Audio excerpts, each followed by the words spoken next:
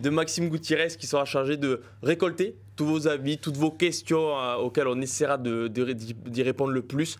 Salut Max. Salut Vincent, salut Clément, salut tout le monde. Donc messieurs, je suis obligé de commencer par ça parce que forcément j'ai rappelé le score qui est historique, 96-0, il ne faut pas l'oublier, mais le score est passé au second plan, voire au troisième plan à la 45e minute de cette rencontre. Quand Antoine Dupont choque tête contre tête avec Johan Deisel, le centre namibien qui a été expulsé pour ce geste. Mais on le voit du rire aux larmes, Clément, parce que là, on retient tous notre souffle. Super titre, ça. Ouais, très bon titre. Non, mais j'aimerais que le point d'interrogation et le dernier mot de cette phrase s'enlève. Mais c'est vrai que là, c'est terrible. Hein. On a mis 96 points. Je crois qu'on n'a jamais mis plus de 90 points en Coupe du Monde. Oui, clairement. On a explosé le record déjà. Mais je pense que cette image tête contre tête de Deisel contre Dupont va nous hanter. On l'a vu sortir, alors pas grimaçant. On a cru à un moment qu'il était peut-être en larmes, mais finalement, bon, il est quand même solide. Visiblement, il a passé des examens, il a fait de l'argent à l'hôpital. On peut clairement dire que ça pue. Mais on est obligé de le dire parce que là, franchement, l'émission. Alors, je le dis d'avance, on aura Santiago Arata qui va arriver dans une dizaine de minutes. Forcément, il y aura un passage un peu plus drôle, j'ai envie de dire, et Santiago Arata. Les Uruguayens nous font plaisir en ce début de Coupe du Monde. On parlera avec lui, mais on va faire une grosse partie forcément. Max me fait signe, vous êtes nombreux dans le chat. Parce que je pense qu'on est tous très inquiets, parce que comme le dit Clément, ça pue, on peut le dire. Alors nous n'avons pas d'infos officielles, en tout cas sur Antoine Dupont et sa possible blessure. Il est parti à l'hôpital le plus proche. Il a passé apparemment d'ores et déjà des examens dont on attend les réponses. Mais c'est vrai qu'on va pas souvent rire, Max, dans cette émission parce que le score, comme je l'ai dit, il est même au 10e plan. Parce que les 5 points, ils y sont. On peut dire que les Français ont rassuré, mais t'es rassuré, mais t'es encore plus inquiet que tu étais au coup d'envoi parce que t'étais pas inquiet face à Namibie. Mais là, t'es inquiet de devoir finir la Coupe du Monde sans ton capitaine, ton meilleur joueur, peut-être le meilleur joueur du monde. Il est arrivé la seule chose qui ne devait pas arriver ce soir au 15 de France, c'est-à-dire péter ton capitaine, ton meilleur joueur, le meilleur joueur du monde. Le meilleur joueur du monde. C'était l'image qu'on ne voulait pas voir, c'est l'image qu'on a vue. On n'a pas encore, on ne peut pas non plus tirer des conclusions hâtives en se disant c'est terminé, la Coupe du Monde est finie pour Antoine Dupont. Mais, surtout qu'on connaît l'artiste. Quand tu vois Antoine Dupont sortir comme ça, tu sais que lui-même... j'ai l'image où il voit Baptiste Couilloux le remplacer, où il lève tout juste la main pour saluer Baptiste Couilloux parce qu'il a du respect. Mais tu vois qu'il pense plus à... Il se dit, il y a un truc à péter dans mon corps. Il y a un truc à péter, c'est pas bon. Donc là, on va prier que les dieux du rugby soient français. Mais c'est peut-être déjà trop tard. Non, puis bon, on va évidemment pas conclusion hâtive, mais bon, je pense qu'on est un peu là pour ça et vous nous êtes un peu étonnant, mais... on a un peu l'impression que c'est le Vélodrome, c'est un peu le stade maudit de Dupont. On rappelle qu'il avait pris un carton rouge face à l'Afrique du Sud en novembre dernier. Là, il sort le visage percuté, défoncé, concassé comme vous voulez. Mais surtout, mine de rien, en un mois et demi, la France a perdu sa charnière titulaire. Aurait perdu. Je vais me permettre, alors bien sûr, on mettra le présent et tout ce qu'on veut quand on aura les infos. On est aussi là pour... Bien évidemment, ça pue, on le redit, on le dira toute l'émission, ça pue. Mais pour positif,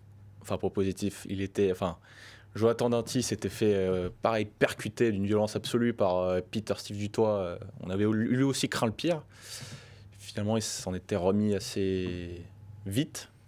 On peut espérer que Antoine Dupont, qui est un homme sorti de Mars, sorti de Jupiter, sorti de l'espace, puisse s'en remettre et puis que le staff médical fasse des miracles. Parce que là, je crois que toute la France attendait. J'imagine que dans le chat, c'est très inquiet aussi. Oui, non, mais là. Est-ce qu'on a beaucoup de médecins aussi dans le chat, c'est vrai que les gens s'attardent pas mal sur le langage corporel. Et Clément en a parlé. Le langage corporel d'Antoine Dupont, quand il sort de la pelouse du Vélodrome, il est quand même vraiment pas rassurant.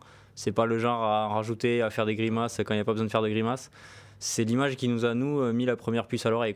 Et après, en fait, ce qu'on s'est dit directement, tu te dis, il va devoir obligatoirement passer par un protocole commotion. Donc quitter le terrain, il va le quitter. Et on s'est tous dit aussi qu'il ne reviendrait pas. Il ne reviendra pas. Donc on n'en saura pas grand-chose. Mais du coup, tu le vois partir comme ça. Et tu te dis, mais ouais, il se dit qu'il a peut-être fini avec sa Coupe du Monde. Il regarde le sol, il se tient, il s'est mis de la glace. Il connaît son corps, quelque part aussi. Je pense que quand tu as pris, et le choc qu'il a pris, mon ami, quand tu vois l'image... C'est encore plus frustrant. On va pas bien sûr... c'est pas volontaire, on imagine, de jouer un Deisel. Il joue à Colomiers d'ailleurs. Mais c'est encore plus frustrant, Parce un que plaquage non contrôlé comme ça. C'est le problème de ces matchs. On va en parler, je pense. Je pense que tu as prévu qu'on en parle, mais pour moi, c'est le problème de ces matchs. Les joueurs namibiens, ils sont obligés d'être dans l'excès d'engagement tout le temps. Et à un moment donné, ça fait des chocs comme ça. Par honneur aussi. Là, à ce moment du match, il y a quoi? Il y a 50? Oui, il y a 52-0 à la mi-temps. Donc il avait déjà pris un retardement sur sa passe au dans les règles. Non, mais ça, dans les règles, ça va. Mais c'est encore plus frustrant quand tu es supporter français, tout ça. Alors, nous, on est journalistes, donc on essaie de rester le plus objectif, mais on a tous un peu le corps français dans cette Coupe du Monde, c'est normal. Mais quand tu vois un geste comme ça, c'est frustrant et c'est encore plus incompréhensible parce que c'est pas. Je vais pas. Bien sûr, Romain Tamac, il est out pour 6-7 mois, mais c'est un fait de jeu. C'est son genou qui a lâché. Non, bien sûr. C'est sur un plaquage. Anthony Gelon, c'est un fait de jeu. Il a plaqué. Là, c'est un mauvais geste adverse. D'une équipe qui peut pas rivaliser contre toi, qui avait 52-0. On pourra se poser toutes les questions, il y aura toujours de la frustration à se dire. Tu vois, il y a Neyrol qui dit dans le chat qu'il a de grosses pommettes, Antoine Dupont, on va rigoler, ça peut peut-être servir aujourd'hui. Hein. Mais écoute, moi on lance un appel déjà, s'il y en a qui savent d'ores et déjà faire des masques costauds. C'est des fabricants de titane. Est-ce qu'il y en a, dans parce que, et d'ailleurs, on est obligé de se raccrocher aux branches, qui sont fines, certes, actuellement. Mais d'ailleurs, nos chroniqueurs actuellement, Emmanuel Arinordoki, on l'avait vu jouer avec un masque en polysirène énorme, bon, fracture du nez à l'époque, hein, donc c'est peut-être pas pareil, je suis pas médecin, j'essaie déjà de faire journaliste, c'est déjà assez compliqué, mais on peut se raccrocher aux branches. Tu parles d'Anti, tu parles de, je te rappelle Emmanuel Arinordoki, mais voilà, on peut se dire, il peut jouer avec un masque, il peut jouer avec tout ça. Il y a ça, et puis il y a aussi le calendrier qui est plutôt favorable, où la France jouera son quart de finale dans 3 semaines. Ouais. On peut se dire qu'en 3 semaines, il peut y avoir de l'évolution. Effectivement, il peut y avoir du masque, il peut y avoir une guérison. C'est pas comme si on jouait dans 6 jours l'Irlande ou l'Afrique du Sud. Ça, on peut. Au moins, le staff médical peut gagner du temps sur ça. J'ai envie de te dire, regarde, la Namibie, c'est une des équipes les plus faibles. Ça n'empêche pas un mec de faire tête contre tête et de te péter du pont. Hein. T'as pas besoin d'un Sud-Africain. Bien sûr. Pas besoin des Benet Sebet pour te casser en deux. J'ai envie de dire, ton vrai mondial, il commence dans 3 semaines. Parce que contre l'Italie, que tu mettes Dupont, Serin, Couillou, Lucu. Pourquoi tu cites Serin comme ça dans ta phrase? On sait pas. S'il faut qu'il soit rappelé. Non, on n'a pas d'infos sur Baptiste Serin, bien évidemment. On va pas faire de mauvaises blagues. Mais, non, mais oui, c'est vrai que ton quart, il arrive pas demain. Ça, c'est clair. Tu as 2 semaines, tout ça. Je pense que Fabien Galtier, bien sûr, il a fait le taf au micro. Hein. On va savourer la victoire. Bien sûr. Bon, on le connaît aussi.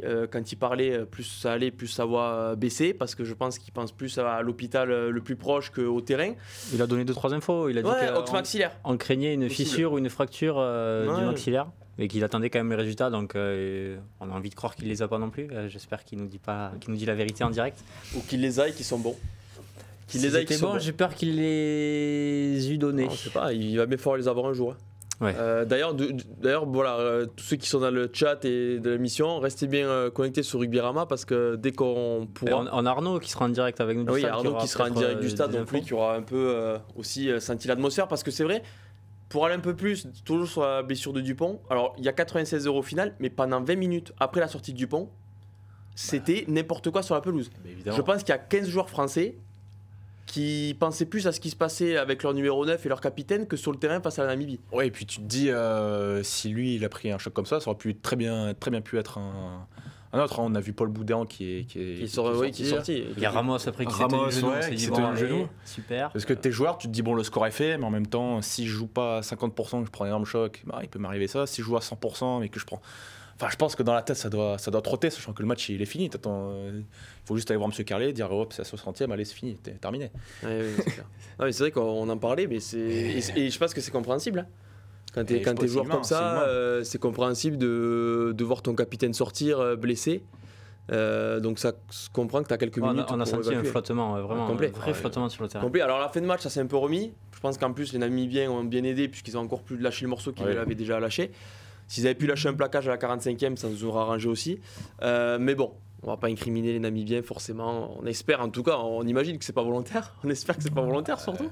Oui. Mais voilà, donc voilà, donc on attend des informations qu'on vous dira le plus rapidement possible sur Rugbyrama dans cette émission si possible. Sur Rugbyrama à propos d'Antoine Dupont. Mais on va un peu se projeter. Il le faut. Voilà, il le faut. Messieurs, si jamais. Alors, on se projettera après. Parce qu'on a l'invité. T'as vu, il apparaît dans son oreillette. Je remets l'oreillette. Il a bugué un parce petit peu. Parce que tu vois, on me parle à l'oreillette, elle fonctionne, mais elle se décale, donc elle a deux doigts de tomber. Santiago Arata, T'assurer, est avec nous. Salut Santiago. Bonsoir à tout le monde, ça va? Ça va. Bon, pas trop, mais on en parlera après. Est-ce que juste tu peux mettre ton téléphone en format paysage, s'il te plaît? C'est pour le format d'affichage, tu sais, à l'écran. Si t'as pas l'écran, t'as peut-être l'écran verrouillé. Faut juste qu'il l'incline. Est-ce que tu vas y arriver? Si tu n'y arrives pas, c'est pas grave, tu te remets comme au début. Attends. Vas-y, pas de soucis. Moment cadrage. Moment cadrage de... Là, il est parti. Il est parti. Il nous a fait une feinte. On ne te voit plus du tout, mais on va essayer de te récupérer, Santiago. Ça, c'est beau, ça. T'as Ouais, là, risqué d'être. vous me voyez, mais... Là, Voilà, c'est parfait. Parfait. C'est Ah, parfait. là. Magnifique. Ben, merci déjà à toi d'être avec nous dans cette émission. On va déjà te poser une question. Est-ce que tu as regardé France-Namibie ce soir? Je suppose. Oui, bien sûr. Ouais, Parce on que la a Namibie, été avec c'est toute ton l'équipe, futur là, adversaire. en train de regarder le match. Ouais. Oui, oui. Alors, on parlait forcément, tu as dû le suivre, de la possible blessure d'Antoine Dupont. Je vais te poser une question. Oui. Est-ce que déjà dans ta carrière, tu as été confronté à une fracture dans cette zone du plancher orbitaire ou de l'os maxillaire? Ouais, non, l'autre œil là, que peut-être vous le voyez, qui clignote un petit peu, j'ai eu une petite fracture aussi. Et ouais, c'est aussi un choc un peu similaire à ce qu'il a eu Antoine dans le match. Mais j'espère que c'est pas la même chose pour lui, hein. On verra, hein. Parce qu'on espère tous, parce que tu avais été éloigné des terrains combien de temps à l'époque? Parce que c'est ce qui nous intéresse maintenant. Combien de temps il pourrait être Moi, j'étais éloigné en fait? éloigné une semaine, presque 2 semaines. Une semaine, ouais, minimum. Ok. Mais, Bon, mais en tout cas, ouais, alors, tout ça dépend de la fracture, de ce qu'il a. Peut-être aussi c'est le maxillaire, à cette zone-là. Donc, on verra bien. ouais. Et bon, du coup, on va revenir déjà sur votre match hier, parce que vous avez joué les Uruguayens face à l'Italie. Vous y avez cru. Santiago, bon, vous n'avez pas tenu la distance. Qu'est-ce que tu en retiens de ce match face à l'Italie?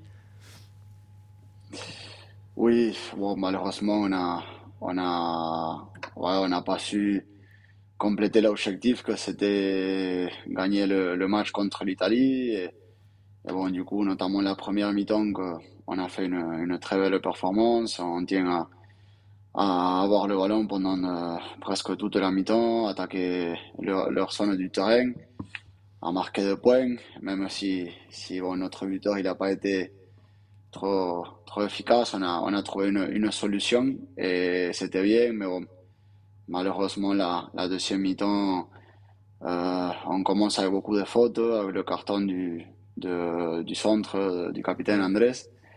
Et du coup, bon, on a assumé beaucoup la pression des Italiens. On n'a pas su trouver des solutions. On a fait pas mal de fautes. Et bon, je pense que l'équipe, il a tombé un peu dans une partie difficile, émotionnelle, où on ne pouvait pas s'en sortir, ou peut-être les leaders, on n'a pas su répondre. Mais bon, écoute, c'est comme ça. On doit vite basculer pour le match de la Namibie. On n'a pas trop le temps de pleurer. Donc, écoute, c'est comme ça. On a de la chance d'avoir un autre match là mercredi prochain et bon, et de s'en sortir un peu. Parce qu'au-delà de la performance qu'on a fait, je pense que c'est mon avis, mais on tient à faire une bonne Coupe du Monde avec de très bonnes prestations. Oui, on n'a pas atteint l'objectif qu'on voulait, que c'était gagner 2 matchs. C'était un peu écrire à nouveau l'histoire de l'Uruguay. Donc maintenant, on a la possibilité aussi de continuer cette belle Coupe du Monde. Et notamment bon, avec une équipe directe comme la Namibie, quoi.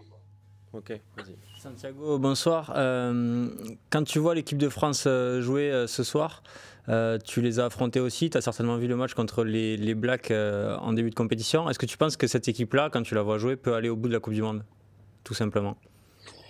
Et oui, aujourd'hui, ils sont massacrés à les Namibiens. Donc, c'était vraiment, c'est beau de les regarder jouer. Et plus quand tu les connais, bon, je connais tous les joueurs, donc ça a un goût un peu particulier. Ça fait 3 ans que je suis ici en France, donc bien sûr que si je souhaite de très bonnes choses à cette grosse équipe. Et écoute, ils sont très bien partis, ils ont réussi à changer les équipes, ils ont réussi aussi à avoir des blessures, des grosses blessures. Bon, notamment Ntama qui apparaissait aujourd'hui, qui était dans le match, donc aussi un gros défi par rapport à tout l'état d'esprit du groupe, ces joueurs que peut-être ils n'ont pas eu l'occasion d'avoir beaucoup de temps de jeu dans la préparation. Donc franchement, je pense que ça parle très bien de l'état d'esprit du groupe, de la qualité des joueurs qui sont, et j'espère que oui, qu'ils vont arriver très loin, quoi. Ouais. Au niveau de la Coupe du Monde de manière un peu générale, au niveau du public, tout ça, comment tu juges vos 2 premiers matchs? Parce que c'est vrai que voilà, on s'attache, le public s'attache souvent aux équipes plus faibles sur le papier. Est-ce que tu ressens un peu cette ambiance autour de vous qui vous pousse, comme contre la France et comme hier comme l'Italie? Ouais, l'ambiance, ça a été énorme. Le premier match contre la France, c'était un peu compliqué d'avoir une ambiance avec les Oui, Uruguayens forcément. parce qu'on n'était pas nombreux. Mais ça a été énorme. J'ai en tête un peu l'hymne, la Marseillaise. Franchement, ça a été top, quoi. Je pense qu'en Uruguay, il y avait pas de antécédents par rapport à ça. Donc, ça a été vraiment participer à ça, ça a été super. Avec tous les personnes à Lille, il y avait une ambiance super, même dans le match, il y avait une ferveur dans l'ambiance, ils chantaient, c'était vraiment, ça semblait un peu un match de foot. Et après, bon, bien sûr, le match contre l'Italie, on savait qu'il allait y avoir du monde.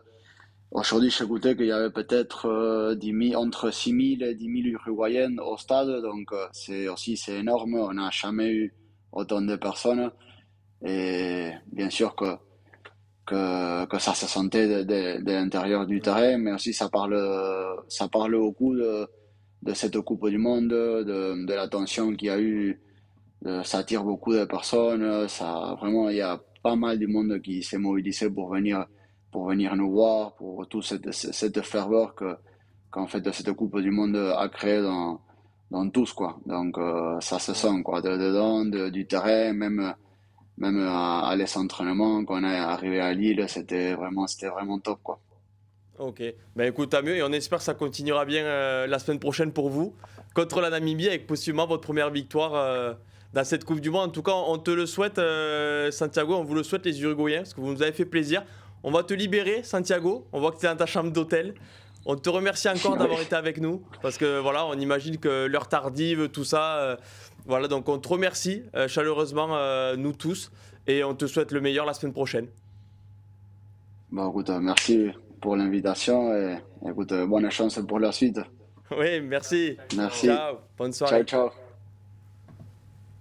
En tout cas, Santiago, il nous a un peu rassuré sur Antoine Dupont. Oui, C'est Une semaine. Une semaine. C'est parfait. En tout cas, on ne Il sait sera pas titulaire s'il nous contre entend encore. il sera titulaire contre l'Italie, Dupont. C'est bon. Santiago, ne nous fais pas un faux espoir, s'il te plaît. C'est pas la soirée. C'est déjà assez compliqué.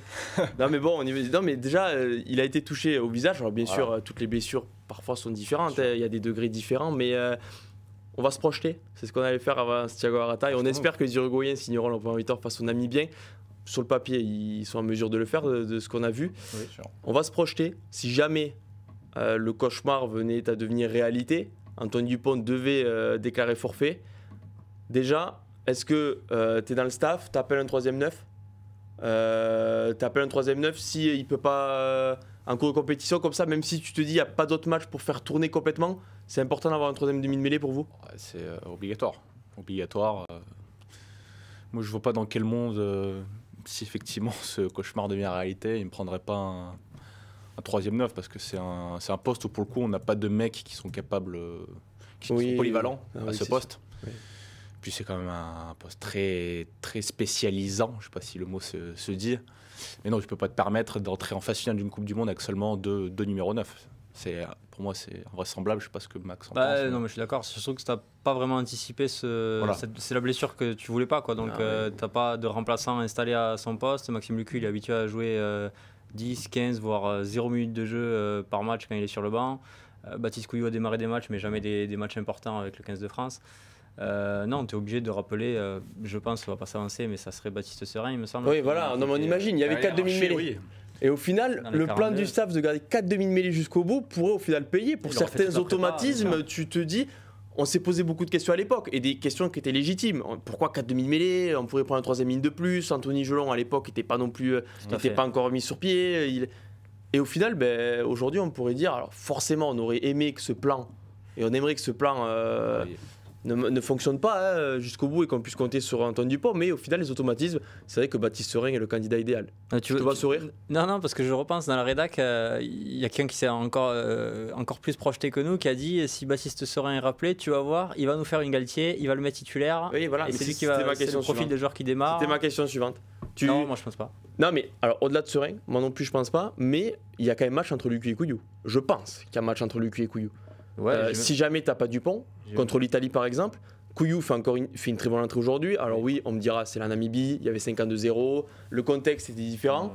Mais c'est vrai que bon, il a mis son doublé, après tout s'est éteint pour l'équipe de France. Je pense que, comme on a dit, on pensait plus à ce qui se passait à l'hôpital le plus proche que sur le terrain. C'est normal, c'est humain. Mais quel est votre avis, messieurs? Et dans le chat aussi, n'hésitez pas à nous dire Couillou, Lucu ou Serein.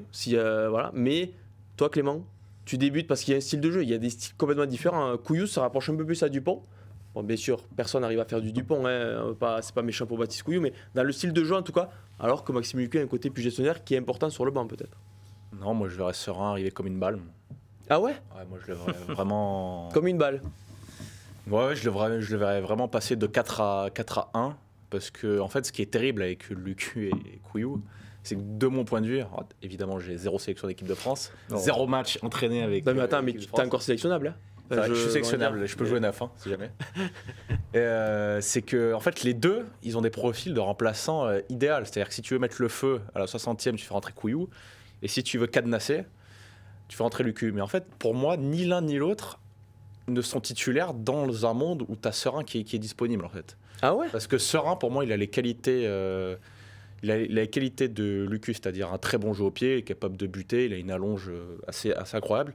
Et, là aussi, il a aussi la principale qualité de Couillou, qui est d'aller très très vite, d'être un joueur instinctif, qui voilà, il a sorti Toulon de plusieurs mauvaises passes, rien qu'avec un coup de rein ou avec des Chistero, des jeux de PET joués vite. En fait, pour moi, Serein, c'est la fusion en fait entre Lucu et Couillou. Tu nous écris un mec qui devrait être dans les 33 là. Pourquoi il est pas dans les 33? Parce que justement, il a un profil titulaire. Il n'a pas un profil remplaçant. Et que le titulaire, c'est le meilleur joueur du monde et de la galaxie. On connaît le côté conservateur de Fabien Galtier. Ouais, mais regarde, Macalou était remplaçant pendant 4 ans et Boudin arrivait comme une fusée. Sur le banc, je pense que c'est différent. Boudin, tu sais très bien, regarde. Alors, bien sûr, il faut lui donner du rythme, mais tu as l'impression, honnêtement, qu'Anthony Gelon, il n'est jamais parti. Bien sûr. On a l'impression que dans la hiérarchie, il n'a jamais vécu 6 mois de rééducation, Anthony Gelon. Il a juste pris une petite pause, on a l'impression. Il est revenu. Greg Aldrit, il ne peut pas jouer ce jeudi, c'est pas grave, on met Anthony Gelon en 8. Il joue encore 53 minutes, le Toulousain. Et ça rassure un peu tout le monde, tu vois. Donc moi je pense que le côté conservateur de Fabien Galtier devrait faire la différence. Je pense que ça va se jouer entre Couillou et Lucu, honnêtement. Même si Baptiste Serein, j'admire le joueur forcément. Ouais, moi j'arrive pas à voir, j'entends les arguments de Clément. Ouais, je comprends pas comment quelqu'un qui est pas dans les 33 à la base, tu l'as pas pris, non, même si tu vois toutes ses qualités, tu le prends pas. Et quand tu le rappelles pour remplacer, il y a déjà 2 autres numéros 9, tu le rappelles pour remplacer un 3e, c'est lui qui va passer devant tous les autres. J'ai pas la logique, même s'il y a peut-être certainement une logique que tu trouves toi sur le terrain. Non mais dans la gestion du groupe qui tient un temps à cœur. C'est surtout qu'on parle d'automatisme. Baptiste Serein, il a pas eu un énorme temps de jeu au match de préparation. On s'est même demandé, c'est pas encore une fois méchant, mais à quoi il servait quoi, parce que t'as 4 demi-mêlées, mais tu les fais pas jouer. Et du coup, là, tu vas le mettre, tu le vois arriver, toi, titulaire, dans des matchs qui t'as plus de matchs pour faire tourner ou en tout cas balancer avec une facilité où tu te dis, je vais quand même gagner. L'Italie. Eh bien, qu'on le veuille ou non, comptablement, il faudra gagner. Si tout, voilà. Sûr, mais non, mais comptablement, il faudra gagner. C'est quand même un 8e de finale, tu peux pas te permettre autre chose. Et ensuite, c'est le quart de finale et on enclenche et on va au 28 octobre si tout se passe bien. Ouais. Non, mais tu souris parce que le 28 octobre. Non, mais j'avoue que le 28 octobre, il s'est encore un peu plus reculé aujourd'hui. Si tu perds Dupont, je pense que la date ne pourra pas se reculer, mais. On va dire ça. Les pendus. La Nouvelle-Zélande est championne du monde sans Carter. Oui, on sait comment. Alors oui, si on a Greg Joubert qui nous arbitre en finale, on sera champion du monde. Mais et d'ailleurs, on va continuer parce que Emmanuel Massicard est avec nous pour faire un point sur Antoine Dupont, sur la situation Antoine Dupont, parce qu'il était au stade et il a quelques informations. Il est déjà passé la semaine dernière. Salut Emmanuel, est-ce que tu nous entends déjà? Ouais, salut les garçons, je vous entends. Vous m'entendez bien? On t'entend très bien et du coup je vais te lancer. C'est clair, tu as des informations apparemment sur Antoine Dupont. Tu étais dans le stade, on le voit derrière toi. Qu'as-tu à nous dire et à dire aux téléspectateurs? Écoute, les nouvelles, elles sont pas très rassurantes en l'état sur les premiers sentiments. La douleur est forte, très forte. Antoine est parti très rapidement entouré de sa famille et du médecin de l'équipe de France vers une clinique d'Aix-en-Provence où il doit subir des examens, IRM et plus scanner vraisemblablement, qui doit déterminer l'état de la blessure. Est-ce qu'il est touché au plancher orbitaire comme on semble le craindre? Est-ce que c'est fracture du maxillaire? Voilà, ça restera à évaluer. Les examens vont tomber assez rapidement dans la soirée, là, enfin en début de nuit, mais jusqu'à maintenant, les nouvelles ne sont pas bonnes comme elles vous sont remontées. Ouais, et du coup, alors on attend les informations forcément, mais tu as senti l'inquiétude peut-être des membres du staff si tu en as croisé, déjà du public au stade? Comment ça a été accueilli cette sortie de Dupont? Sur le moment, vous connaissez l'impact Dupont sur le public, donc quand il sort, il y a forcément de l'inquiétude, mais elle est très rapidement confirmée dans le stade parce que la rumeur commence à rapidement, au bout d'un quart d'heure, la rumeur est montée en tribune de presse. Elle a parcouru la tribune officielle également, où il y avait Didier Lacroix qui est allé voir son joueur rapidement dans le vestiaire pour prendre des nouvelles, essayer de le rassurer également. Oui, donc on sentait quand même, et c'est le sujet de conversation de tout le monde. À la sortie du stade, j'ai croisé Florian Grill, le président de la Fédération française de rugby, qui lui aussi était très inquiet pour l'équipe de France. Les organisateurs de la Coupe du Monde savent aussi que la suite sans Dupont, c'est pas la même. Alors je vous parle de la suite sans Dupont, ça veut pas dire qu'il est déjà forfait, on n'en sait rien. D'autres joueurs ont joué avec des fractures de plancher orbitaire, c'est déjà arrivé, mais les nouvelles ne sont pas, à ce moment-là, pas très rassurantes. Salut Manu, juste une question, toi qui étais au stade. Malgré cette blessure, on a senti que le Vélodrome était en fusion complète. Est-ce que tu avais cette impression? Moi, de ce qu'on voyait à la télé, bon, il y a eu ce choc évidemment, Dupont, mais après, on a senti que le Vélodrome était en ébullition. Est-ce que toi aussi, tu l'as ressenti un peu comme ça? Ouais, j'ai croisé des supporters là en venant faire l'émission, et ils me disent mais pourquoi c'est le dernier match de l'équipe de France ici à Marseille? Pourquoi on n'a pas une demi-finale? Bah ouais, tu te poses la question parce que quand tu vois la ferveur populaire, c'est un peu comme à Lille, hein, c'était certainement encore plus fort parce que le stade y résonne aussi très fort. Il y avait 62 000 personnes. En fait, les gens avaient besoin de ce succès, de ce large succès, et d'assister à une feria de rugby, si tu veux. Donc oui, il y a eu la blessure du Pont. Après, il y a un très gros match de l'équipe de France. Certainement qu'il ne voudra pas dire grand-chose de la suite de la compétition. Mais on a vu du spectacle, on a vu beaucoup d'essais. Et les gens, pour ça, ils étaient simplement ravis, quoi, tout simplement. Tu l'as dit, salut Manu, tu l'as dit toi-même, on a vu du spectacle, on a vu beaucoup d'essais. La France a battu plusieurs de ses records, de nombre d'essais, de victoires la plus large ce soir. C'est quelque chose qui pouvait manquer qui pouvait te manquer, toi, de cette équipe de Fabien Galtier? Une victoire de ce calibre? Ouais, tu sais, elle est. Tu joues quand même plus ou pas? Non, c'est Midol, viens Midol, regarde. Tu l'as aimé le match, toi? Ouais, franchement, on a été machine. Bon, allez, merci, super. Désolé. Ouais, il manquait parce que tu sais, c'est un peu bizarre. Il y avait énormément d'attentes et une sorte de folie qui était née après la victoire contre la Nouvelle-Zélande. Le seul truc... Salut Jean-Luc Reichmann qui vous embrasse. Eh bien oui, et il a raison. Oh, Jean-Luc Reichmann. Jean-Luc Reichmann, photo. Ouais, désolé. Donc ouais, on était monté très haut après la Nouvelle-Zélande, redescendu forcément un peu plus bas, enfin largement plus bas contre l'Uruguay. Donc il y avait besoin de ce succès pour remettre tout le monde d'équerre et se remettre les idées à l'endroit. Ça va pas tout solutionner sur notre rugby. On n'est pas rassuré sur...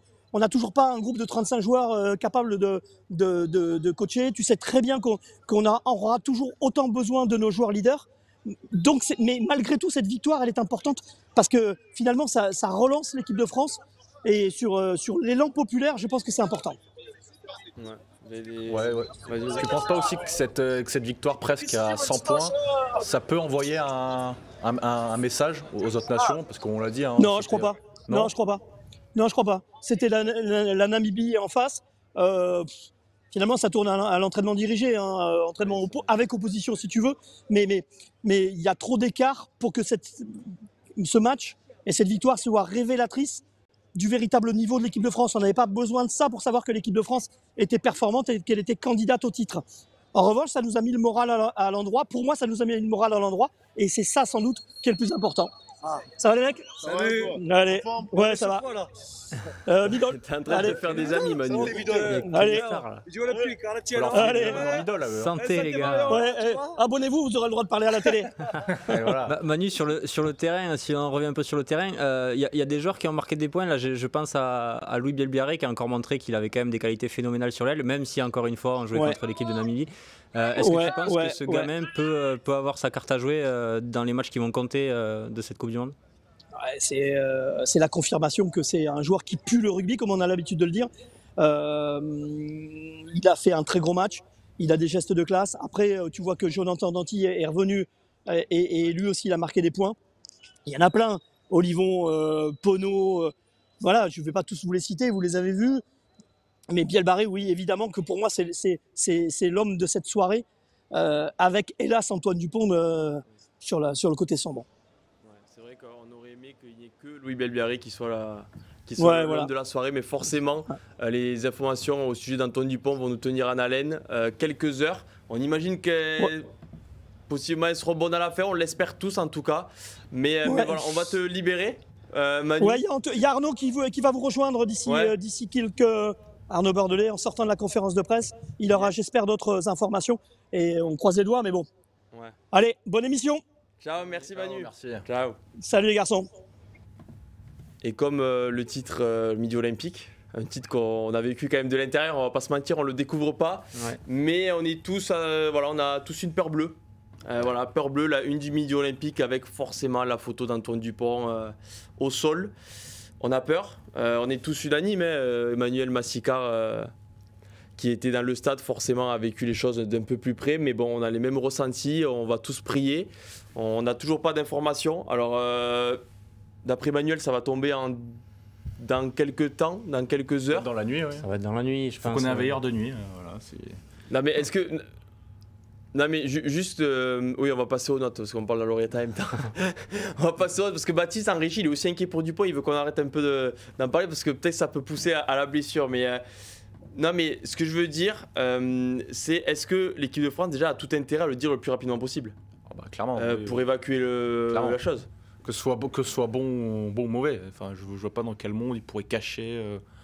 Je comprends pas quel serait le but en fait. Enfin, surtout que là tu as 2 semaines sans jouer.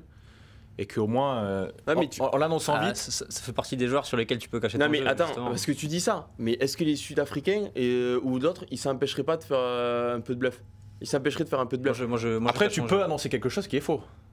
Non mais tu peux dire ils souffrent de ça. Alors, on pousse pas à le faire. Mais... Regarde ce qu'ils ont fait avec Pollard, les Sud-Africains par exemple. Voilà, non mais tu peux garder le flou quand même. Du coup, parce que il faut quand même peut-être que les téléspectateurs ne le savent pas, pour appeler un joueur, il faut qu'il y ait un certificat médical, une blessure. Donc si jamais le staff décide de jouer un peu le bluff ou pas avec Antoine Dupont, peut-être qu'ils ne seront pas sûrs qu'il puisse jouer dans 3 semaines le quart de finale, Baptiste Serein ne pourrait pas être appelé. Du coup, tu devrais finir, comme c'est le cas actuellement avec Julien Marchand, tu finiras avec 2 joueurs au poste, en tout cas, qui ont la formation pour jouer ce poste. Donc on verra ce que vont dire le staff, est-ce que c'est forfait direct, est-ce que... On se dit un petit espoir, peut-être même pour les demi ou la finale, s'il est trop juste pour le quart. Il faudra y arriver. Avec ou sans lui, on le saura rapidement. On va passer aux notes, du coup, parce qu'il y a quand même des joueurs, on en parlait avec Emmanuel aussi, il y a des joueurs qui ont marqué des points, et de gros points, notamment, on va forcément en parler, et je vais laisser Maxime Gutiérrez soin de dire les notes, et après on s'arrêtera sur quelques-uns que vous voyez à l'écran, et bien plus. Alors messieurs, les notes du match. Les 2 piliers Siribaï 6 sur 10, Winnie Antonio 5 sur 10, Peato Movaka 7 sur 10, Cameron Woki à 5 sur 10, la moyenne tout juste, Thibaut Flamand 7, François Cross 7, Charles Olivon, je crois que c'est le meilleur avant, 8, Anthony Gelon 6, la charnière Antoine Dupont qui a joué 45 minutes 8 sur 10. Qu'est-ce que ça aurait été s'il en avait joué un petit peu plus, on ne sait pas. Et qu'est-ce que ça avait été s'il en avait joué que 40? On y reviendra aussi. Là, il y a débat. Mathieu Jalibert, 6,5 sur 10. Nos 2 ailiers, Louis Bielbiarré, 7 et Damien Penaud, 8,5. C'est l'homme du match. La meilleure note. Thomas Ramos, à l'arrière, 5,5 sur 10. Et Jonathan Danty 6,5, Gaël Chicou 6,5, les deux centres avec la même note. Voilà, donc Damien Penaud, bien sûr, triplé 8,5, qui bat les records, qui est désormais sur le podium, des meilleurs marqueurs de l'histoire du 15 de France, tout ça. Mais on va s'arrêter sur une bonne nouvelle. Alors, il y a beaucoup de bonnes nouvelles, il y a une très mauvaise, mais on va garder des bonnes nouvelles. C'était le retour de blessure de Cyril Baille, qui lui n'a joué qu'une mi-temps. Voilà, le pilier toulousain, Clément, qui a rassuré. On l'a vu sourire sur le banc, donc pas de soucis a priori, 6 sur 10. Il a fait le boulot. Et on peut enclencher désormais avec Cyril Baille dans le 15 de départ sans sourciller. Ouais. Il a fait le boulot, il s'est fait plaisir en mêlée face au droitier namibien qui s'est attelé à le concasser, on va dire, avec tout le pack français. Une partie sobre, on se cache pas qu'à chaque fois qu'il avait le ballon, lui comme Danty, et qui était plaqué, on frissonnait un peu. Surtout qu'il ne faut pas oublier qu'il avait fait une rechute contre les Springboks en novembre. Après à Marseille. Blessure, à Marseille en plus. Donc partie sobre, il confirme que c'est l'un des meilleurs gauchers au monde, il confirme surtout que c'est le numéro 1 au poste, même si Reda Wardy fait un très beau début de mondial, et qu'il est, je pense, le remplaçant idéal pour finir les matchs. Alors, partie sobre, je sais pas si Mac tu veux ajouter quelque chose sur ce brave. Non, t'as tout dit. Non, mais c'est vrai que sur son match, il n'y a pas grand chose à dire aussi, on va être honnête. Non, c'est pas le genre de match où on doit avoir grand chose à dire sur Cyril Baille, et il a fait le taf qu'il avait à faire. Voilà, après, tu vois, sur un match comme ça, justement, Cyril Baille à 100%, il est vraiment actif dans le jeu. Ouais. Il fait beaucoup de passes après contact, c'est un pilier, il pourrait jouer numéro 8, on a l'impression. Bon, on l'a pas trop vu ce soir. Je pense qu'il y a aussi un côté où il voulait se tester physiquement, tenir le rythme, tenir une bonne une mi-temps, je pense que c'était presque prévu. Oui. Parce qu'on a vu Winnie Antonio de l'autre côté se tenir le genou strappé, qu'il n'avait pas contre la Nouvelle-Zélande. Genou strappé, donc ça veut dire quelque chose aussi, il y a une petite alerte. Donc je pense que les deux au frigo à la mi-temps, on vous préserve pour l'Italie. Donc forcément, il n'est pas au top encore, mais ça tient la baraque. Oui, voilà. Pour moi, c'était le match parfait pour qu'il revienne, sachant que le prochain match des Bleus, c'est dans 2 semaines, contre l'Italie, le 6 octobre. Donc ça aurait peut-être été un peu long pour lui, comme pour Danty d'ailleurs, qui n'a pas joué depuis un moment. Donc entrée réussie. On avait déjà fait le débat de toute façon sur est-ce que ces joueurs-là devaient jouer ou pas. Bon, Fabien Galtier, c'est lui qui décidait et il a tranché. Il fallait qu'il joue tous ces cadres-là. Et Cyril Baille a bien montré qu'on pouvait compter sur lui. On peut compter sur lui et ça fait partie des très bonnes nouvelles de cette soirée de jeudi. Cette victoire contre la Namibie, je rappelle 96-0 pour ceux qui l'ont pas noté, parce que 14 essais, parce que vous avez peut-être le score, vous avez peut-être oublié de compter des essais parce qu'il y en a tellement eu. Et ça a terminé sur un essai de pénalité. Bon, pour le symbole, on aurait bien aller sur le fil Insta, Rugby ou Twitter, normalement. Ah oui, là, les réseaux sociaux, Instagram, c'est géré par Maxime Gutiérrez, il a eu du boulot. Normalement, il n'y a que ça. Il a eu du boulot comme l'arbitre, et les arbitres de touche surtout. Je m'arrête pas d'ailleurs. Parce qu'est-ce que les joueurs qui ont couru le plus, ce ne sont pas les arbitres de touche ce soir, qui ont fait ligne de touche sous les poteaux pour les transformations et qui partaient comme ça au coup d'envoi. Niveau sens de fractionner. Niveau GPS, ça va pas être mal quand même. Ils ont dû se tester aussi. Derrière, numéro 8, il y avait Anthony Gelon. Lui est revenu une semaine avant Cyril Baille, pile. Il était revenu jeudi dernier contre l'Uruguay. Et là aussi, hésitant en première mi-temps. Au cœur d'une équipe de France qui dominait tout. On a vu Anthony Gelon, un ballon échappé en sortie de mêlée. À contre-temps. C'est vrai que dans le jeu, on le voyait pas trop. Là aussi, c'est pas encore le grand Anthony Gelon. Je sais pas ce que vous en pensez, mais moi je trouve qu'il est encore un peu en rodage et qu'il n'est pas encore à 100%. Et que justement, en voyant l'Uruguay et la Namibie, Galtier s'est pas posé de questions. Évidemment, c'est des oppositions moins faibles que ne peuvent l'être l'Italie, bien sûr, mais la Nouvelle-Zélande encore plus. Donc je pense qu'il est encore en rodage. Moi, je suis pas convaincu que ce soit un numéro 8. Je suis pas convaincu que ce soit le bon remplaçant d'Aldrit. Évidemment, c'est son poste naturel, c'est flanqueur. Donc c'est vrai que pour un joueur comme ça, c'est dur de passer au centre de la cage, on va dire. Mais voilà, pour moi, il est encore en rodage. Je pense qu'il sera vraiment à 100% pour l'écart, j'espère, en tout cas pour le 15 de France. Mais oui, mais il fait une percée. Non, parce que la question qui va se poser, Gelon. Mais non, mais c'est pas ça. C'est est-ce que Anthony Gelon aujourd'hui, il est assez rassuré pour soit débuter le match contre l'Italie, parce que là on va arriver à des matchs, il n'y a plus le droit de se louper. Donc il n'aura pas ce rôle-là non plus. Ce sera pas les mêmes matchs contre. Non, mais justement, contre l'Italie, ce sera pas la même intensité. Si on parle d'un quart de finale, mais ça sera. La question c'est est-ce qu'il a gagné sa place dans les 23, même voire dans le 15 de départ. Est-ce que je suis pas sûr que la question soit unanime. Tu vois, tu te dis aujourd'hui, tu pars avec Anthony Gelon contre l'Italie et contre l'Afrique du Sud ou l'Irlande en quart. Si c'est vraiment ça la question, moi en quart de finale, je démarre pas aujourd'hui avec Anthony Gelon. Tu vois, il a pas marqué assez de points, il a pas montré qu'il était revenu. Et c'est normal. Quelque part, j'ai envie de dire heureusement, parce que si le gars revient des croisés, on est tous et il montre à tout le monde, il traverse le terrain 6 fois, et il est dans tous les rucks, il est partout. Là, tu te dis, ok, le gars est vraiment est vraiment une machine, quoi. Mais là, non, il montre qu'il est revenu, qu'il est bien revenu. C'est rassurant dans tous les cas, son état physique et son état rugbyistique aussi. Mais il n'a pas montré encore assez pour démarrer un éventuel quart de finale. Je pense qu'il va encore. Moi, j'ai tendance à croire qu'il va encore enchaîner contre l'Italie, évidemment. Et, ouais, tu penses? Ouais, je pense. Je pense qu'il va encore prendre du temps de jeu. Vous n'avez pas l'air d'accord. Titulaire ou sur le banc? Titulaire, s'il y a enchaîné, pour moi, il démarre. Quelle est la place de Cross ou Olivon? Je suis pas sûr qu'on fasse démarrer une équipe. Les 23 types contre l'Italie. Ou alors, vous me vendez tous une peur de l'Italie. Non, pas du tout. On dit juste. On nous vend une peur de l'Italie, un scénario catastrophe, on se qualifiera pas. On dit juste ce qu'il faut dire, c'est que l'Italie, ce sera un 8ème de finale. Alors, bien évidemment, non mais on juge pas l'adversaire. 8ème de finale, ça veut dire que défaite, d'un point, tu rentres à la maison. Tu es obligé de juger l'adversaire dans un sport. Je suis d'accord. Mais dans un match éliminatoire, on a déjà vu des surprises. Quand c'est un match éliminatoire, le coup d'envoi, tu le vis pas pareil, je pense. Non mais d'accord, mais ces joueurs-là, ils ont une certaine expérience. Je suis d'accord, je ne te dis pas que. Mais non. Se faire peur contre. On jouerait l'Écosse comme les Irlandais vont le faire, on en a parlé assez dans la rédac.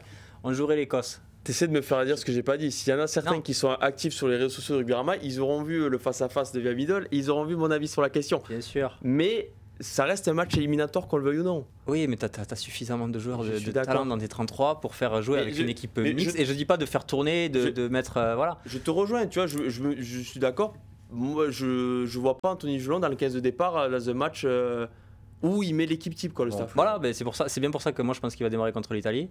Mais par contre, il sera sur le banc. Pas certainement le quart de finale. Je pense qu'il sera sur le banc dans un 6-2. Sauf si, là, contre l'Italie, il montre qu'il est incroyable et il gagne sa place, mais je ne pense pas. Il a pas fait que des mauvaises choses, il fait la différence sur les Flamands, où on le voit avec du peps quand même. Là, ça rassure de le voir sur des actions comme ça. Mais comme on le dit, c'est normal. Heureusement qu'il ne roule pas sur tout le monde, parce que là. On se pose des questions, même si on le souhaite, bien évidemment. Si en 6 mois d'une rupture du ligament croisé d'un genou, tu reviens et tu roules sur tout le monde, même si c'est la Namibie, tu peux pas faire ce que tu veux. Donc, évidemment. Non, moi je vois. L'équipe qui débutera contre l'Italie, pour moi, ce sera. Celle du quart de finale. J'espère que ce sera la même que contre la Nouvelle-Zélande. Ah ouais, t'es comme ça, toi, tu fais pas. Non, mais il y a un truc caché, c'est qu'il espère surtout qu'il y aura le même numéro 9 que contre la Nouvelle-Zélande. Je pense aussi. J'ai compris. Je pense que si contre l'Italie on pourrait avoir la même charnière que contre la Nouvelle-Zélande, ce serait pas une mauvaise chose. Non, et j'irais même plus loin, j'espère que le même contre l'Italie on pourra le mettre contre l'Afrique du Sud en quart de finale. Ouais, non, pour moi Galtier a son 15 phase finale pour moi là. Pour l'instant, sauf évidemment blessure. Et pour moi je vois Cross, Olivon, Aldrit. Et du coup Bielbiarré, elle. On va y venir, mais la réponse c'est je mets la pièce. Je mets la pièce. Non, mais d'ailleurs, après, avant Louis Bielbiarré, on va passer à Jonathan Danty quand même, parce que Jonathan Danty, on l'a vu. Baptiste, il a préparé le visuel, on va pas lui faire un contre-pied, même si Louis Bielbiarré sait en faire des crochets. On va éviter un crochet là sur le plateau. Non, mais Jonathan Danty, un doublé. On a eu de la peine pour le numéro 12 namibien quand on voit Jonathan Danty arriver lancé. On s'est tous dit qu'on était bien assis dans notre fauteuil derrière notre écran. Non, mais Jonathan Danty, lui, par contre, a vraiment rassuré. Alors, c'était une blessure, bien sûr, beaucoup moins grave que ce qu'a vécu Anthony Gelon, bien évidemment. Mais c'est premières minutes en Coupe du Monde, donc il ne fallait pas non plus se louper, parce que sinon, ça allait vite faire se poser des questions. Mais, bon, Jonathan Danty, croisière, Italie, quart de finale. Et puis, s'il peut chausser les crampons jusqu'au 28 octobre, on lui fera même les lacets s'il faut. C'est clair. Non, est parti ultra solide. Je crois que aussi le 15 de France avait besoin de ce joueur. Je disais dans Vieille Middle, Danty c'est le Boundiaki français, ou alors Boundiaki c'est le Danty français. S'il te plaît. C'est deux numéros 12 ultra puissants qui sont vraiment pour moi les boussoles un peu dans le jeu français. C'est-à-dire que si lui il avance, normalement ton système de jeu offensif il est assez puissant, assez diversifié pour que tu envoies du jeu derrière. Et le 15 de France, j'étais en manque de ça, notamment contre la Nouvelle-Zélande, où on a senti la paire de centre Fanafikou un peu hésitante, même contre l'Uruguay, même si c'était pas la même équipe. Mais voilà, il prouve qu'il est, comme et qu'il est totalement indispensable. Il y a un 15 de France sans Danty, il y a un 15 de France avec Danty. C'est un tank, hein. C'est un tank. Puis l'association Ficou-Danty, on n'en parlera jamais assez de la complémentarité. Il y a un moment donné où ils prennent un attaquant à 2. Ouais. Mais non, mais complexe. En fait, là, à ce moment-là, il faut se poser juste la question, quel attaquant va sur Ficou et Danty ? C'est un choix. C'est un choix de. Après, vous me direz.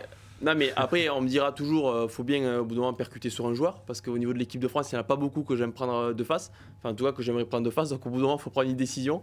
Mais non, mais c'est vrai que dans Tificou, on n'en parlera jamais assez de cette association qui s'est installée depuis 2 ans et qui, si tu es champion du monde, c'est que ces 2 hommes, ils auront fait leur match, quoi. Et comment tu veux que ça bouge Comment tu veux que ça bouge Déjà, faut le dire aussi, c'est pas un poste où tu as beaucoup de réservoirs. Non. Il y a des postes où t'as des bons joueurs, t'as quand même des Moefana, des Vincent, des Gaëtan. Non, c'est pas le même niveau en effet. Mais t'as des joueurs qui tapent à la porte et qui sont là pour les suppléer. Et on l'a vu, c'est vrai, quand il les supplée, c'est pas Moefana, évidemment, quand il demande de faire du Jonathan Danty, il a un peu de mal et c'est normal. Mais Jonathan Danty, qu'est-ce que tu veux dire? L'image de Jonathan Danty ce soir, c'est celle de je suis pas loin d'être le meilleur centre du monde et j'ai besoin, vous avez besoin de moi, quoi. Non, mais c'est ça. Voilà. Il a pas eu à mettre. On va le prendre. C'est parce qu'on parle oreillette. Arnaud Bordelais est là. Je finis ma phrase. Soirée oreillette ce soir. Mais je finis ma phrase. Non, mais il a pas eu besoin en plus de gratter beaucoup de ballons face à la Namibie. Donc il s'est préservé. Quand même. Oui, ça suffit. C'est peu pour Jonathan Danty. C'est celui qu'il fallait. Celui qu'il faut. Là, mais on va le rejoindre. Arnaud Bordelais est avec nous depuis le stade Vélodrome de Marseille. On m'a dit, voilà, on le voit, Arnaud. Salut Arnaud, déjà, est-ce que tu nous entends bien déjà? Alors, on ne t'entend pas, nous. Ouais, donc j'imagine que toi, tu nous entends. Mais nous, on ne t'entend pas. Il a l'air de nous entendre. Il fait signe oui. Langage corporel, dit tout d'un homme. On a lu sur la question que c'était... On a compris que tu nous entendais. Vas-y, réessaye pour voir. Il se passe quelque chose là. Il se passe quelque chose. Vous m'entendez mieux sur les oreillettes? On t'entend. Ça y est, on t'entend, Arnaud. Bon, bah, du coup, je vous entends pas très bien, mais c'est pas grave. Je suis désolé, ça bouge un peu. Je suis dans les entrailles du stade Vélodrome. Derrière moi, d'ailleurs, on aperçoit, je sais pas si vous voyez, le bus des joueurs qui attend le retour de ces ouailles. Pas de souci. Bon, mais déjà, Arnaud, est-ce que tu as des informations déjà après la conférence de presse sur la blessure ou sur un verdict sur Antoine Dupont, sur sa blessure? Non, alors pour l'instant, rien de plus que ce que Fabien Galtier avait annoncé au micro de nos confrères de France Télévisions. Donc, il parle d'une suspicion de fissure ou de fracture du maxillaire. Il nous a dit au cours de sa conférence que dès qu'il aurait des nouvelles, évidemment, il nous en informerait. Mais pendant la conférence, il n'a pas eu de nouvelles. Antoine Dupont a été a priori transporté dans un hôpital privé de Aix-en-Provence. Selon les informations, il serait d'ores et déjà accompagné de son frère qui était présent au stade. Et puis, je ne vous cache pas que durant la conférence de presse, évidemment, de nombreuses questions ont été posées au sélectionneur au sujet d'Antoine Dupont, un sélectionneur qui a tenté évidemment de dédramatiser, qui a fait un show, Fabien Galtier. Il a, pour vous donner un ordre d'idée, joué le rôle du journaliste pour interviewer Charles Olivon. Car il trouvait que Charles Olivon était finalement un peu oublié dans cette conférence de presse, donc il s'est amusé à poser des questions à Charles Olivon. Il a donné également des nouvelles des blessés, notamment Winnie Antonio qui est sorti à la mi-temps. Il a expliqué qu'il y avait a priori rien de grave concernant le pilier Rochelet. Et puis, toujours dans cette même thématique de show, Fabien Galtier a parlé de l'entrée et de la sortie de Paul Boudéan en disant qu'il avait fait gamelle, un peu comme au baby-foot. Voilà ce qu'il a dit. Il est rentré, il est sorti et il a pris une cape. Voilà un peu pour les informations sur les blessés fournies par le sélectionneur Fabien Galtier. Ouais. Et sur les questions, les nombreuses questions du coup sur Antoine Dupont, il y avait au niveau du langage corporel du sélectionneur, il avait l'air inquiet ou il essayait un peu peut-être de faire un peu de bluff, de ne pas montrer son inquiétude? Comment il était? Vous savez, Fabien Galtier est un excellent comédien, donc c'est très difficile de décrypter son langage corporel.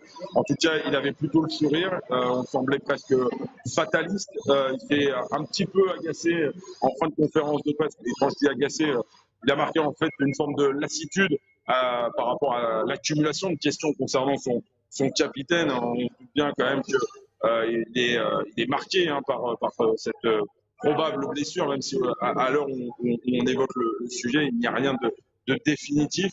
Mais oui, évidemment qu'il était inquiet parce qu'il perd quand même son capitaine, son leader, le meilleur joueur du monde en 2021.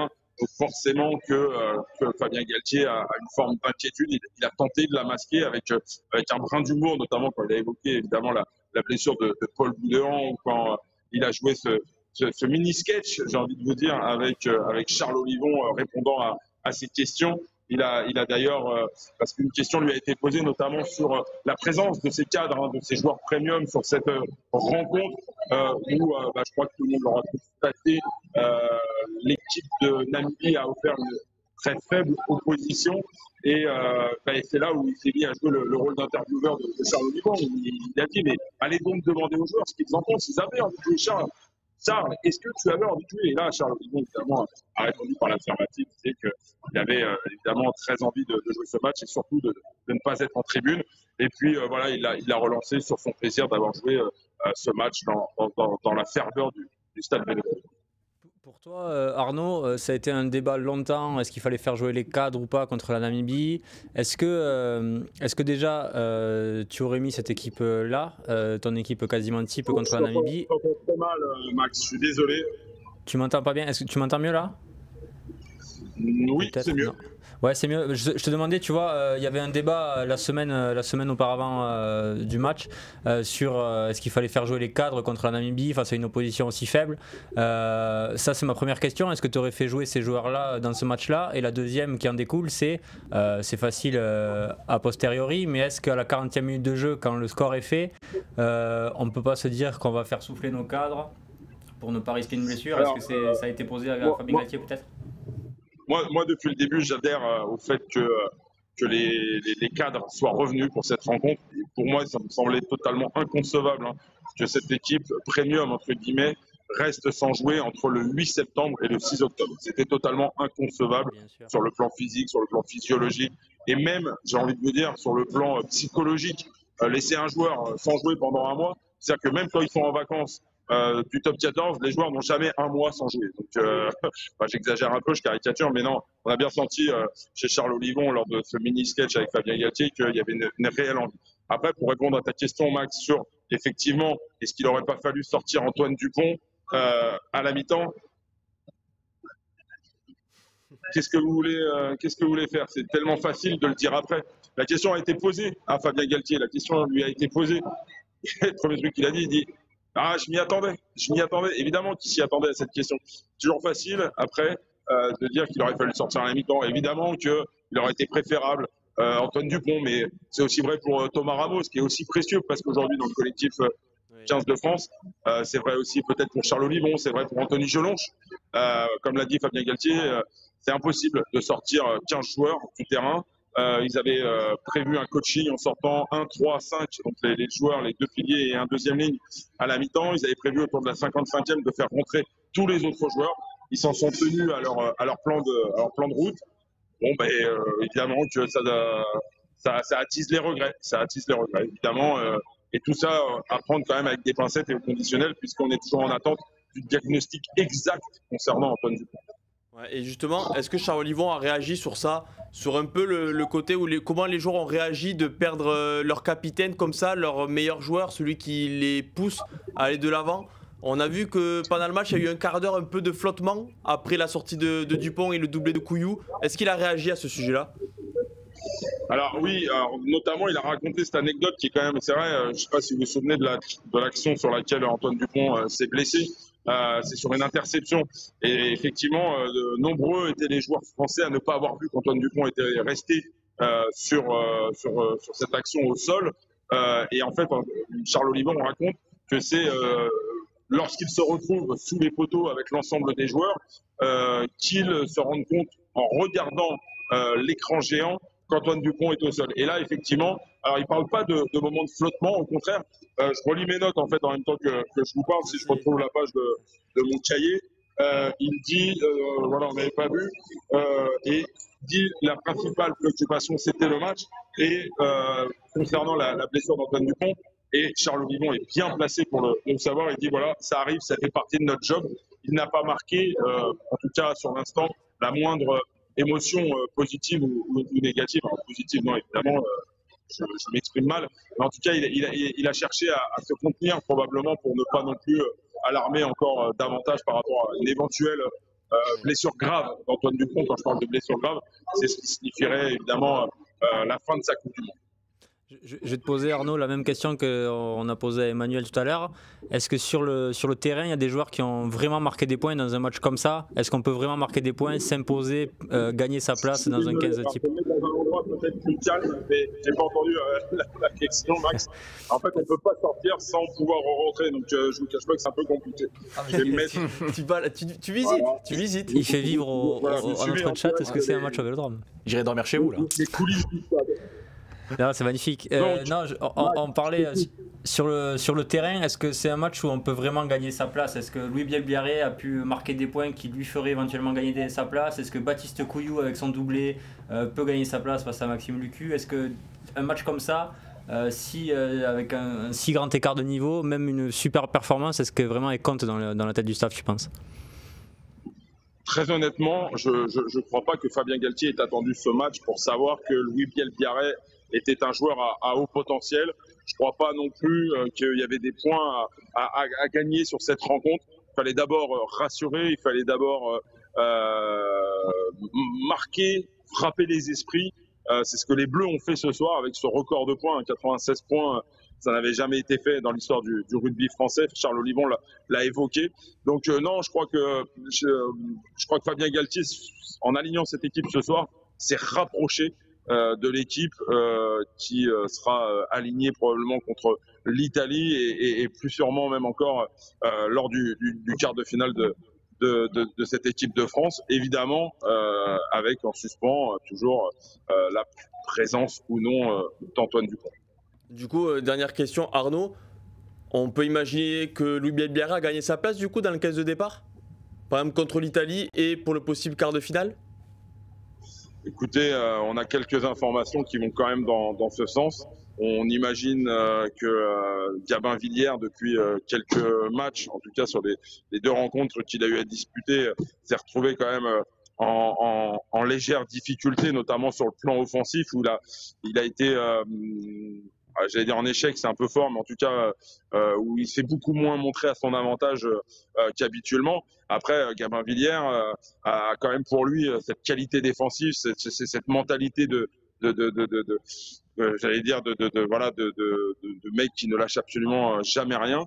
La question se posera évidemment, rien n'est joué, et puis on le voit bien encore ce soir avec la blessure d'Antoine Dupont, tout peut basculer en un quart de seconde. Donc, mais c'est vrai qu'à l'heure qu'il est, Louis Bielbiarré a marqué beaucoup de points aux yeux du staff, et même si Fabien Galtier, lors de sa conférence de presse d'annonce d'équipe, a essayé non pas de noyer le poisson, mais en tout cas de pas définitivement enterrer les espoirs de Gabin Villière, je crois qu'effectivement Louis Bielbiarré a de fortes chances de s'installer durablement dans cette compétition au sein du 15 premium, entre guillemets, pour reprendre l'expression qui était chère à Fabien Galtier et qui l'est un peu moins aujourd'hui. Voilà, qui l'est plus du tout même. À l'écouter. Merci Arnaud d'avoir été avec nous. Je vous en prie. Ouais. N'hésitez pas à venir à Marseille, très joli, vous voyez, derrière moi, je vous fais un peu visiter. Les alentours du Vélodrome sont magnifiques, franchement. Profitez bien de cette vue parce que vous n'en verrez pas souvent des comme ça.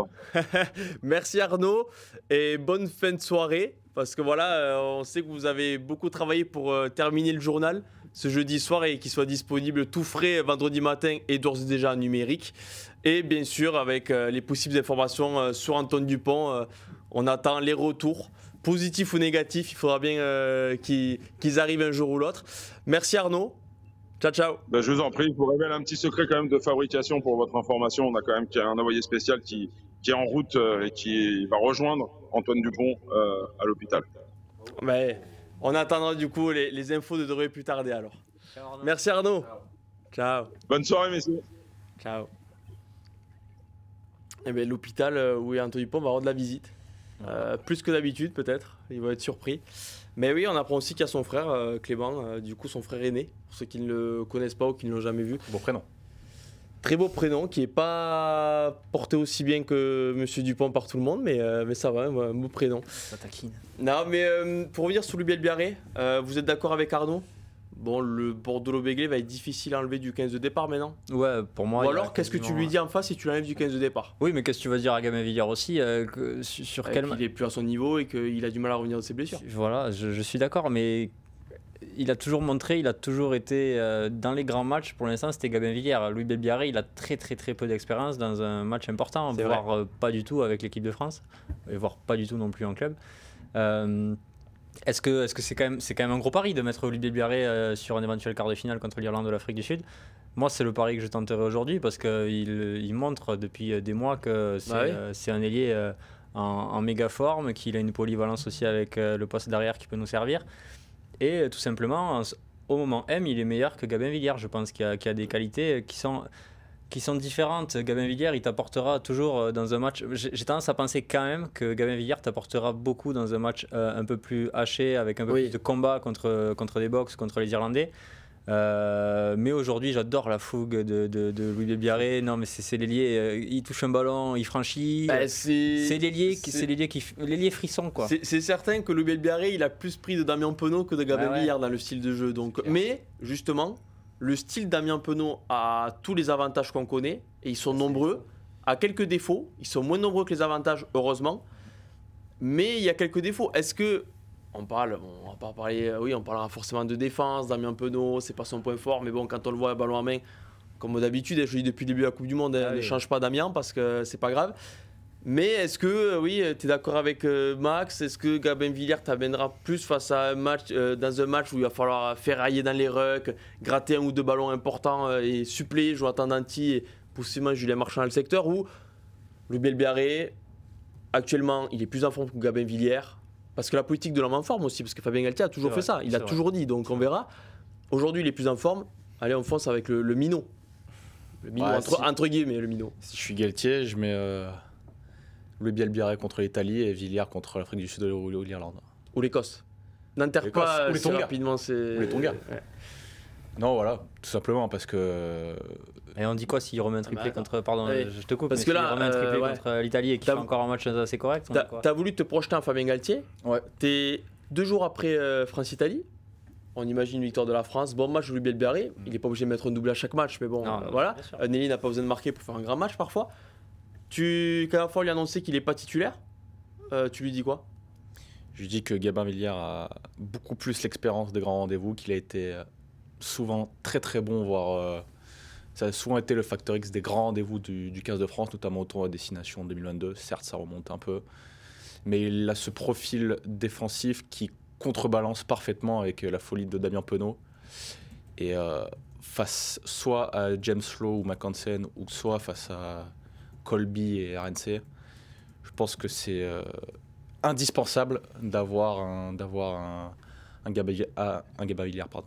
Si on avait joué une équipe moindre, comme je pourrais te dire l'Australie, l'Angleterre, voire les Fidji, la titularisation de Belbiaré me serait parue beaucoup plus favorable. Là, quoi qu'il arrive, on va jouer une équipe colossale. Le match de samedi, moi, je suis déjà impatient. Afrique du Sud, Irlande, évidemment.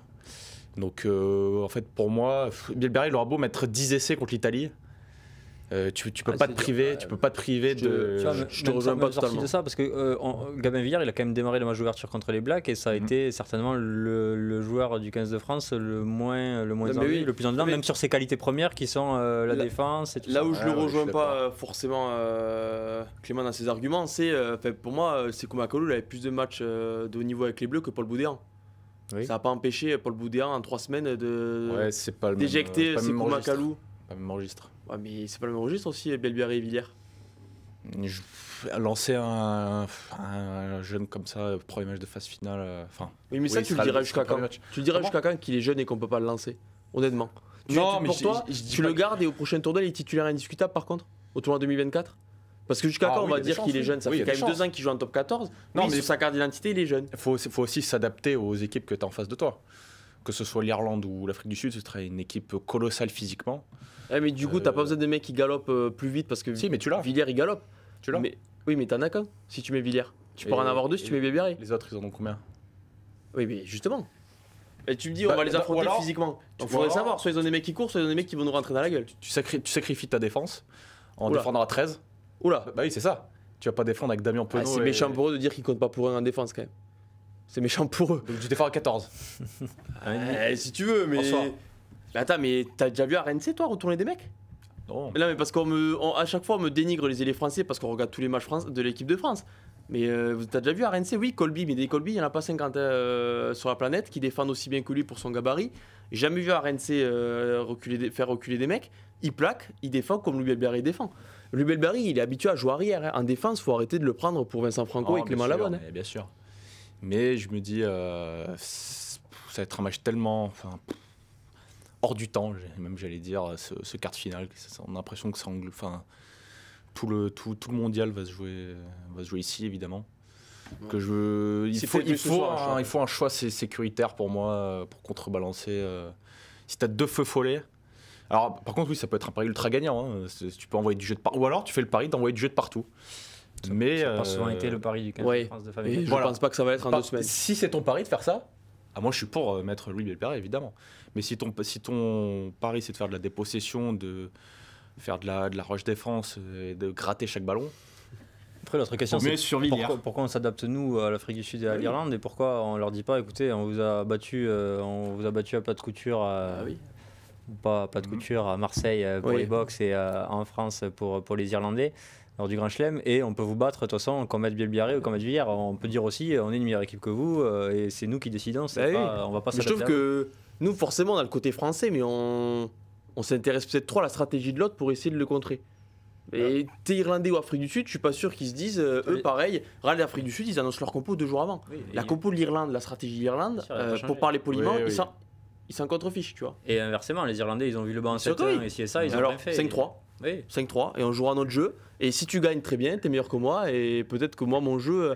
Parce que si tu te dénatures en une semaine, la seule chose que tu peux faire, c'est avoir encore plus de regrets que si tu perds en jouant ton jeu. Donc au bout d'un moment, va bien falloir aller. Enfin, moi je sais pas, ou alors moi ce serait dur pour Belberry parce que on dit la politique de l'homme en forme quand ça touche pas des cadres. Oui, mais regarde la politique de l'homme en forme. Anthony Gelon, il a pas joué pendant 6 mois, il est quand même pris dans le groupe et après quand il peut rejouer, il joue. Oui, mais c'est pas vrai. Là, c'est pas la politique de l'homme en forme en l'occurrence. Alors oui, mais Anthony Gelon, il n'avait pas été testé 3 fois à la Coupe du Monde. Il n'était pas titulaire en match d'ouverture.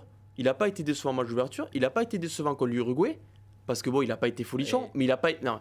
Mais t'as des contre-exemples aussi. Tu prends pas Emilien Gaëton, qui est l'homme en forme par excellence de oui, mais la liste, faut l'effacer. Non, mais non, ça montre aussi qu'il a changé, il a basculé un peu dans une logique de groupe à un moment donné. Fabien Galtier, ça fait pas 4 ans qu'il entraîne cette équipe de France pour à la fin faire des choix sur le moment.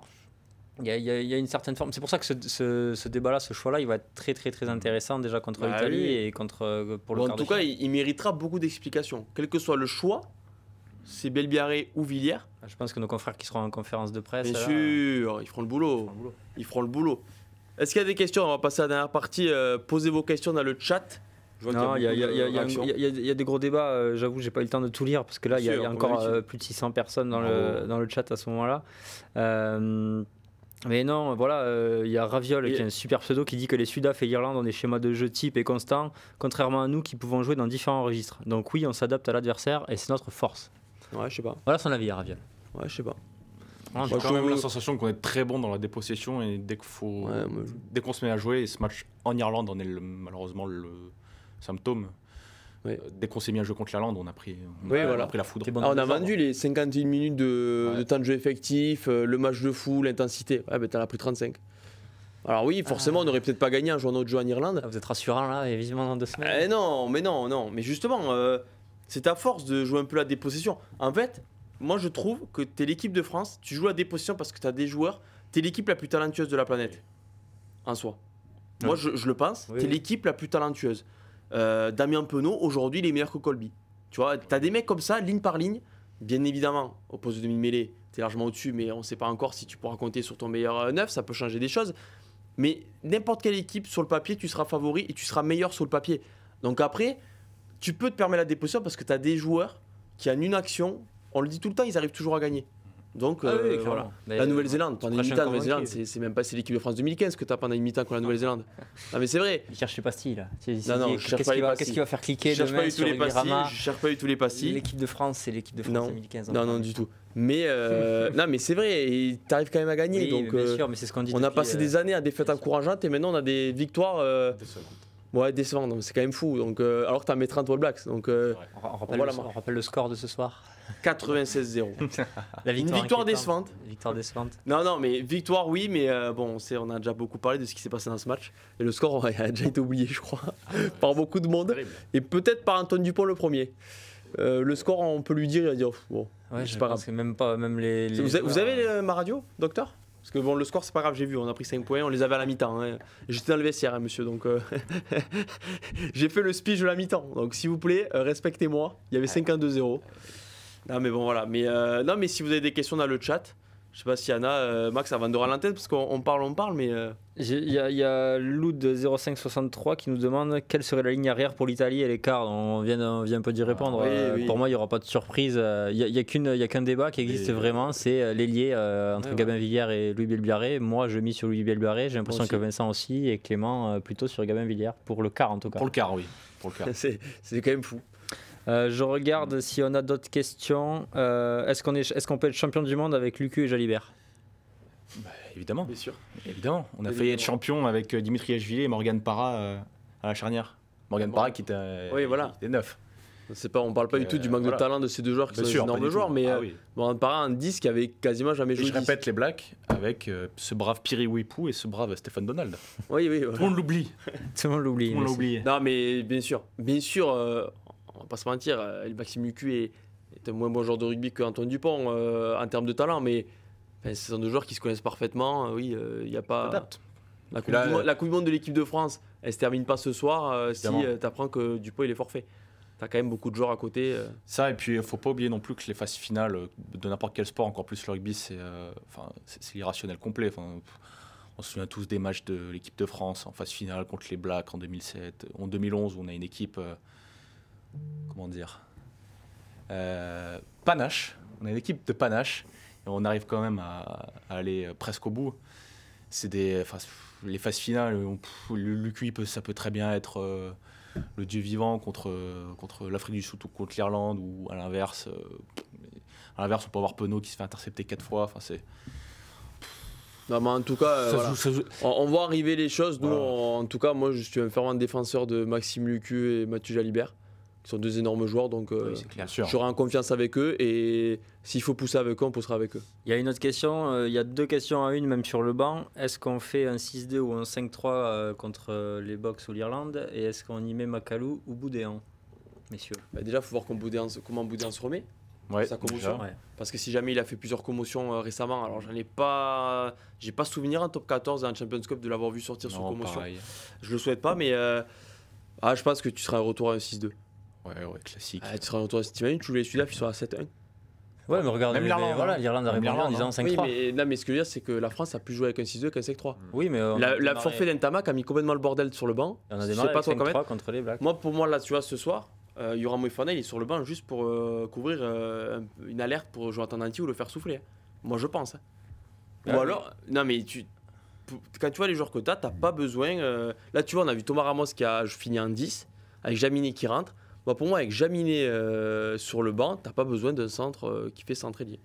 Tu as trop de possibilités. Tu as Ficou qui peut passer à l'aile, tu as Penaud qui peut passer au centre, Ramos en 10, Jalibert à l'arrière. Tu fais un banc avec un 9 et Jaminet, quoi. Oui, je pense. Parce que n'en reste pas moins, Jaminet, ce soir, il croque. Et on y revient, si à la 15e Danty se pète, là, pour le coup, c'est Boudéan qui joue centre. Non, mais c'est ça, concrètement, c'est ça qui se passerait. Ou Penaud. Moi, j'ai l'impression que tu fais jouer Penaud centre contre des aliens des Krill.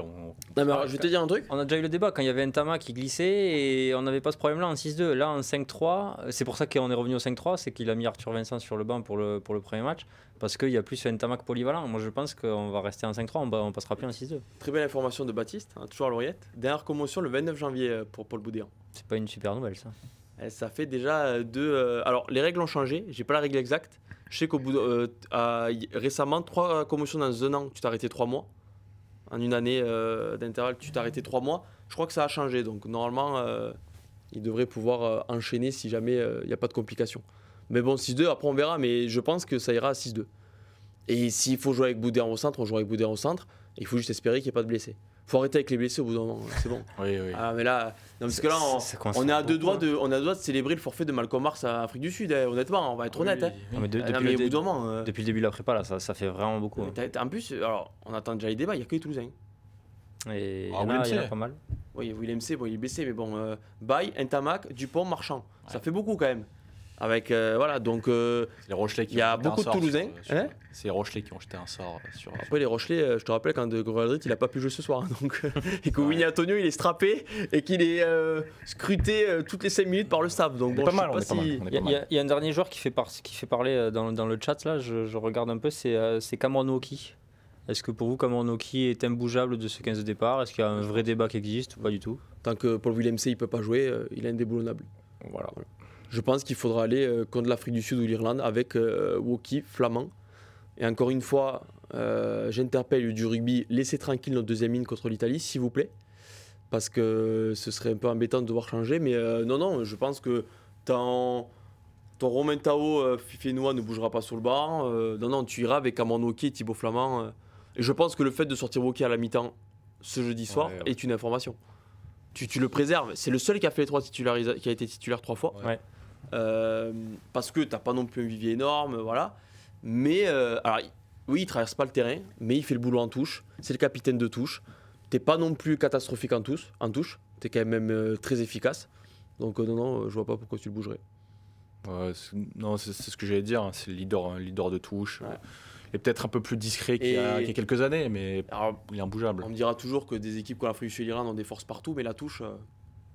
L'Irlande, si tu joues l'Irlande, la touche, le match il va peut-être se jouer là, parce que les James Ryan, les Van der Flier, Doris et tout, ils s'y connaissent. Pour le coup, ils ont 0 blessé, donc ce serait bien que contre l'Afrique du Sud, au hasard, leur 10, leur 15 et leur 7. Voilà. Non mais on souhaite de blessures à personne. Si. Honnêtement, si. On souhaite des blessures à personne. Si, bien sûr. Je suis pour la justice. Il faut que tout le monde soit blessé. Pour l'égalité. Voilà. Pour l'égalité un peu. Voilà. Et en plus, Antoine Dupont, c'est pas officiel, donc arrête. Bien sûr. Une semaine, il nous a dit Santiago. Santiago. C'est bon. Santiago, on va le retrouver s'il est absent 2 mois, Dupont. On va lui envoyer un message à Santiago et dire soit t'es plus costaud. On va aller dans les Tarn là. On va te retrouver. Non mais voilà.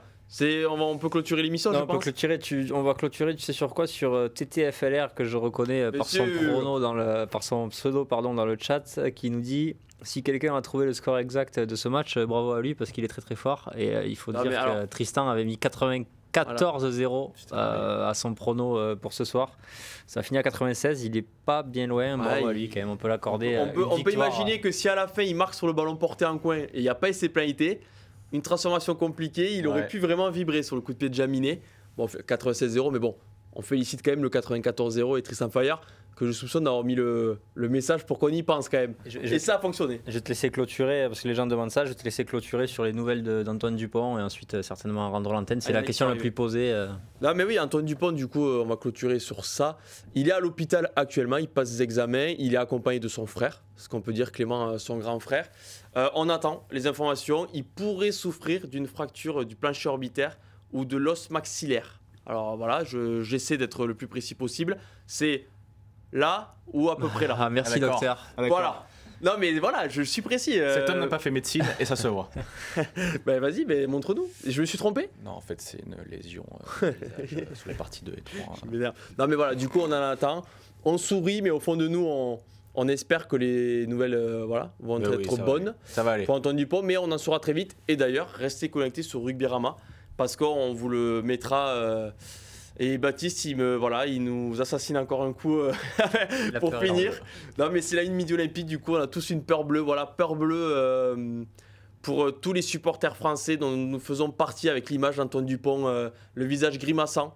À la 45e minute, la Coupe du Monde de l'équipe de France a peut-être basculé à la 45e minute face à la Namibie. On en saura plus très vite. Merci messieurs. Merci à toi, merci à Baptiste. Merci à Baptiste en régie pour sa dernière intervention, donc il aurait pu se passer